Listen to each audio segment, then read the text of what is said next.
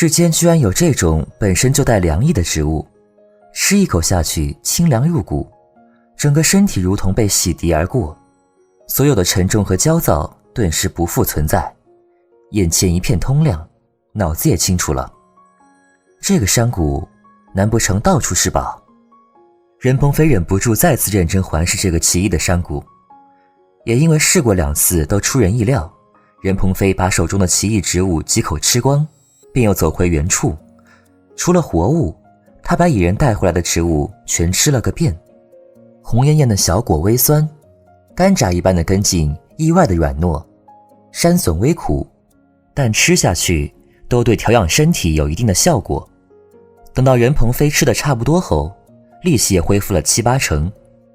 任鹏飞心想，那个野人身手如此敏捷，力气如此之大，难不成是经常吃这些珍奇东西造成的？如果是，那他到底在这里多久了？又为什么会出现在这里？正是说曹操，曹操到。任鹏飞一这么想，不知道跑哪儿去的野人居然扛着一条碗口粗的大蟒蛇回来了。任鹏飞真的是被吓了一跳，这么大的一条蛇，这人赤手空拳是怎么抓住的？等野人走近，任鹏飞才看见他手臂和腿上到处是被蛇咬出的伤痕，重一些的伤口还在不停地滴血。可他看见任鹏飞把地上的东西吃得所剩无几时，开心地把背上的大蛇扑通一丢，转身又要离开。你站住！手比脑子快，在他要走时，任鹏飞上前一把揪住他的长发。野人吃痛地扭过身来，困惑地看向他。我已经饱了，你不用再去找别的吃的了。说完，任鹏飞指着他身上的伤口又道：你再不想办法止血，会出事的。野人顺着他的视线一看，顿时领悟，他傻兮兮地露出一口白牙，抬起头向任鹏飞示意，随后在伤口上舔了几下，暂时把血止住了。任鹏飞却蹙眉看他，这样怎么行？你的唾液又不是灵丹妙药。说罢，在地上转了一圈，拿起他洗干净的小肥虫植物递给他。你吃这个？任鹏飞觉得这个东西也许有愈合伤口的疗效。上一次他吃过后，他下身就是那地方的裂伤奇异的好得迅速。野人望着被任鹏飞洗得干净圆润的植物根块，眼前一亮，立刻抓起一个美美的吃下去。吃完后又眨巴眨巴眼睛看着任鹏飞。任鹏飞索性把手里的全递到他面前，看他狼吞虎咽，一口气吃个精光。任鹏飞不承认自己关心这个野人，他只是认为野人如果就这样死了，对自己也很不利罢了。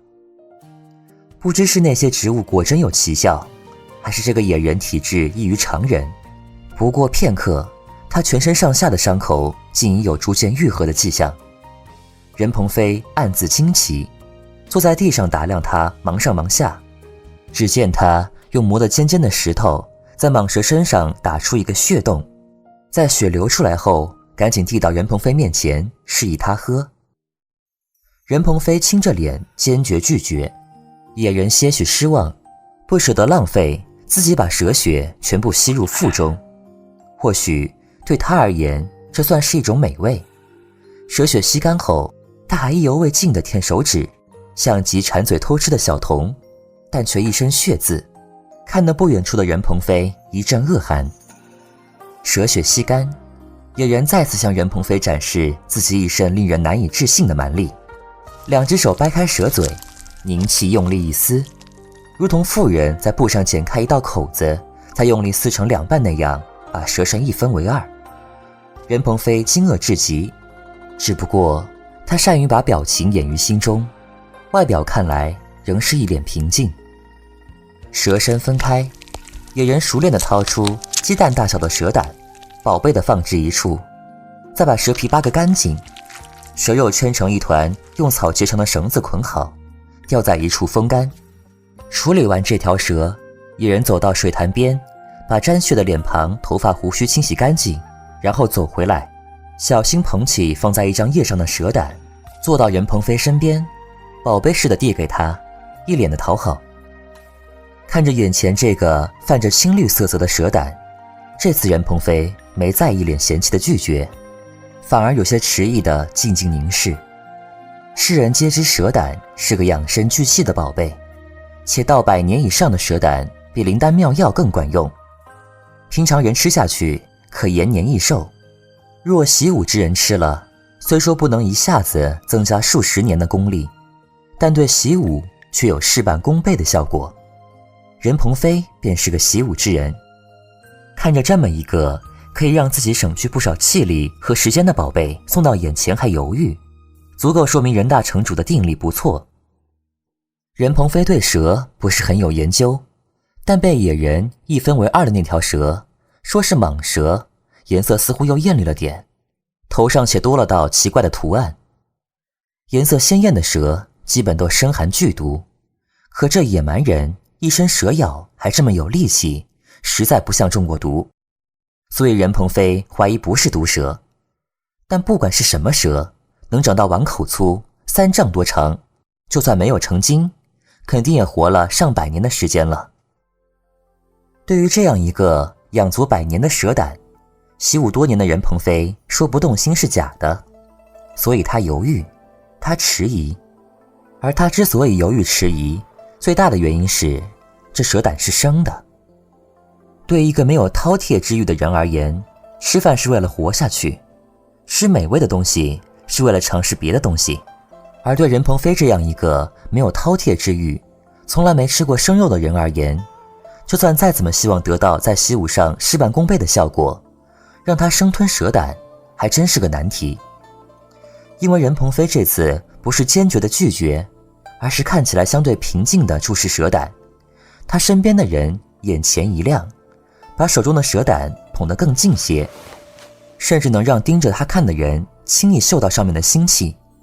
为此，任鹏飞微微蹙起眉。可最后，任鹏飞倏地拿起蛇胆放入嘴中，蛇胆太大，他不得不咬破吞入。当胆汁溢入口腔瞬间，那能致人晕眩的苦味差点让任鹏飞把嘴里的东西全吐出来。好在迅速用手捂住嘴，硬是吞下所有东西。胆汁和胆囊吞入腹中不久，嘴里的苦味变淡，逐渐取而代之的是一股难以诉说的香馥之气。不仅如此，胆汁流经每一处，身体内部都会微微发热，极其类似运动让真气在身体中游走时的那种感觉。任鹏飞按住砰砰乱跳的心，压抑心中的喜悦。之所以不顾一切吃下蛇胆，就是想恢复功力，就算在鬼婆婆那起不到什么作用，至少在与野人周旋时能占上优势。若不然一直处于弱势，是在有损任大城主的信心。野人体质虽是好的，却分明不会半点武功，而任鹏飞却是身经百战的一城之主，就算力气不及他，战术与技术上通通能把他比下去。但很快，任鹏飞陷入失望中，胆汁很快便消融在他体内，再也散发不出半点热气，如同石沉大海般没有踪迹。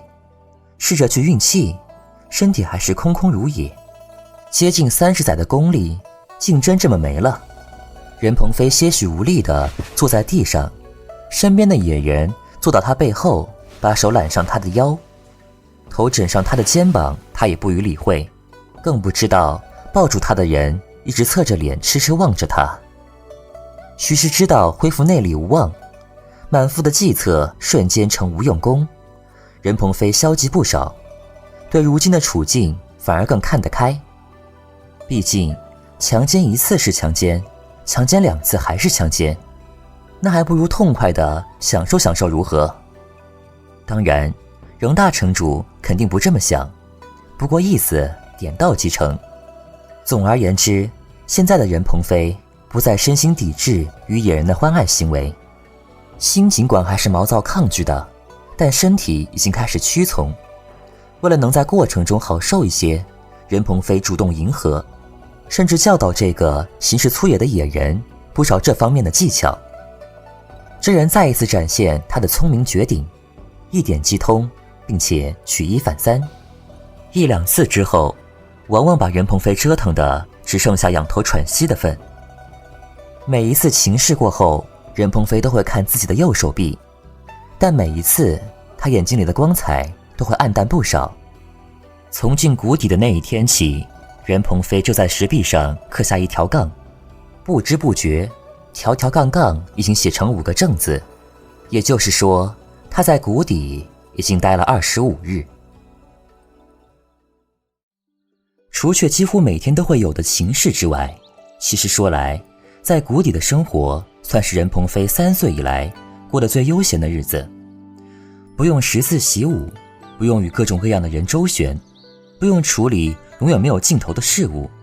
在这里，虽没有日月相伴，但抬头可见缥缈不散的雾，低头可览平静无波的清澈水潭，凉风徐徐，再时不时抓一个清甜爽口的果实来吃，既可果腹，又能当小嘴解馋，悠哉悠哉，所谓自在神仙也不过如此罢了。当然，很多时候都会突然冒出一个毛茸茸的人形宠物为他团团转，百般讨好，实在有够煞风景。当人正努力遗忘世俗凡尘，惬意享受自由自在时，突的被打扰惊醒，都是不愉快的。任鹏飞也不例外。总体上，任鹏飞不愉快的时候比心情好的时候多。不愉快时，他会视这只人形宠物于无物，全当眼前出现一只碍事的苍蝇，不断驱赶，并强忍住一掌拍死这只苍蝇的念头。事实上，他也拍不死，顶多是在给人家挠痒痒。而少许次的心情不错时，他会教这个野人说话。没错，是说话。任鹏飞曾无意中发现，野人其实并不是哑巴，他只是不会说话。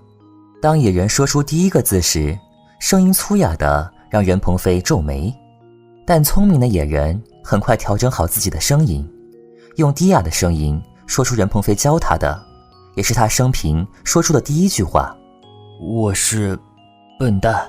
任鹏飞眉毛扬着，嘴巴抿着，好不容易才把笑意憋住，努力摆出一张赞赏的脸。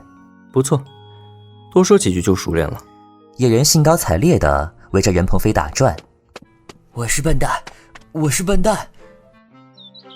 任鹏飞盘坐在原处，含笑望他，看似和蔼仁厚，如同在看自家玩闹的小孩，实则早憋笑憋得肠子打结。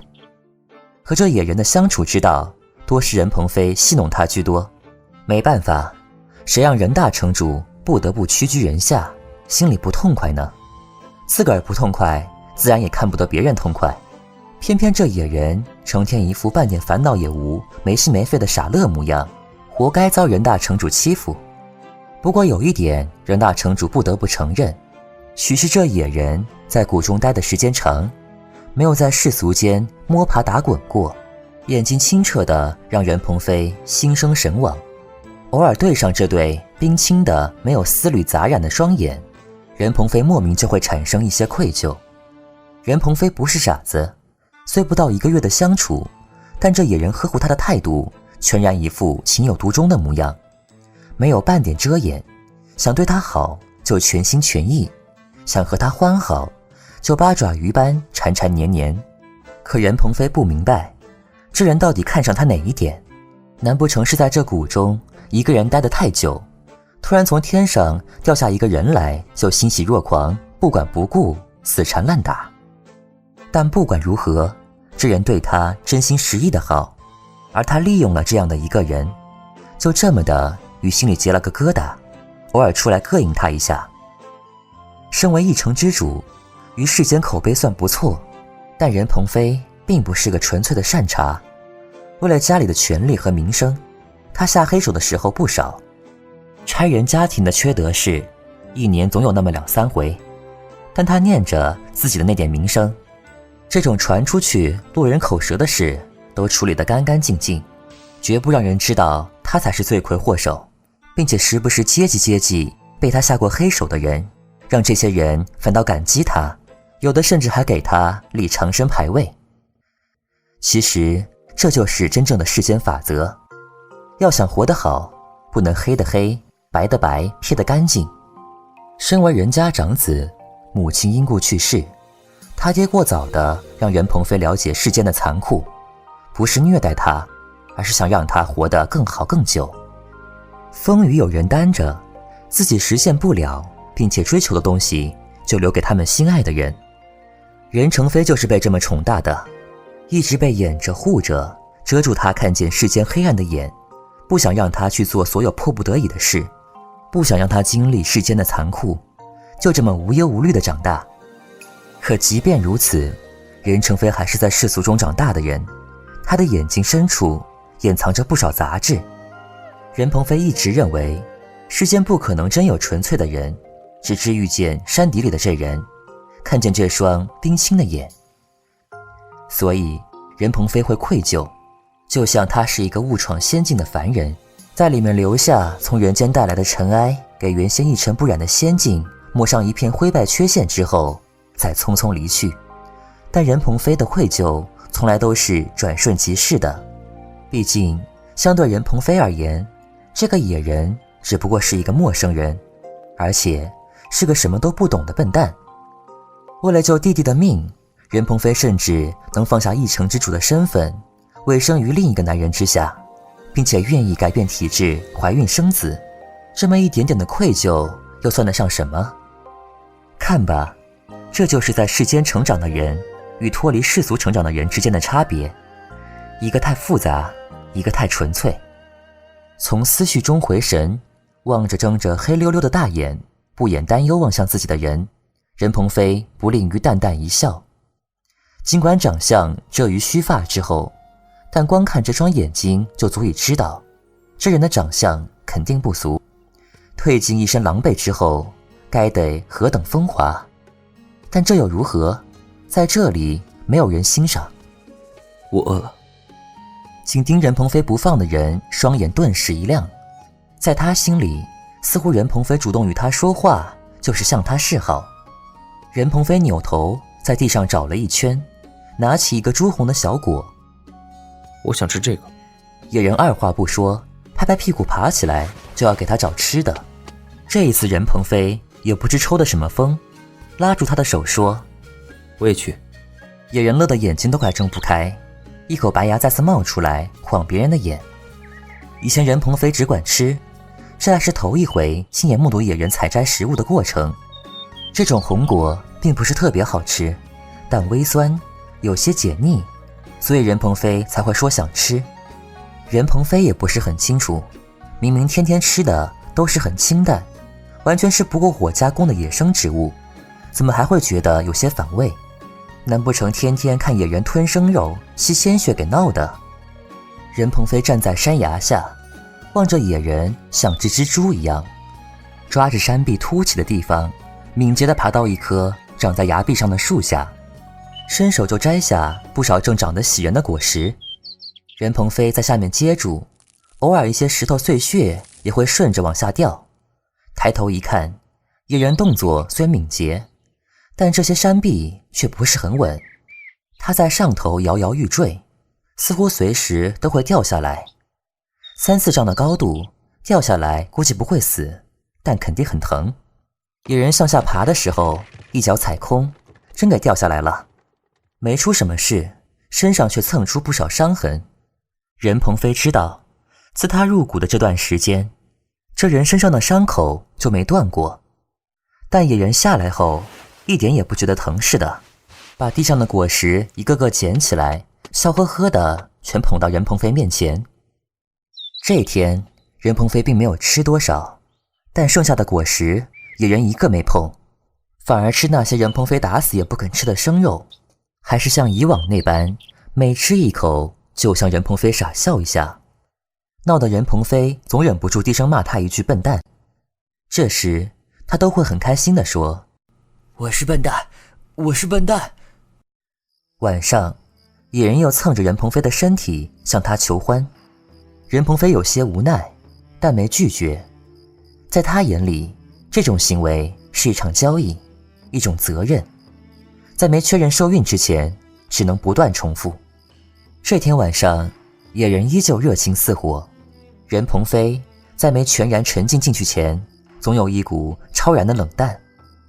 再怎么配合，眼角都会伴随一丝抗拒，一股寒意，直至在身上的人的挑逗之下，深陷欲海不能自已，他才真正放开。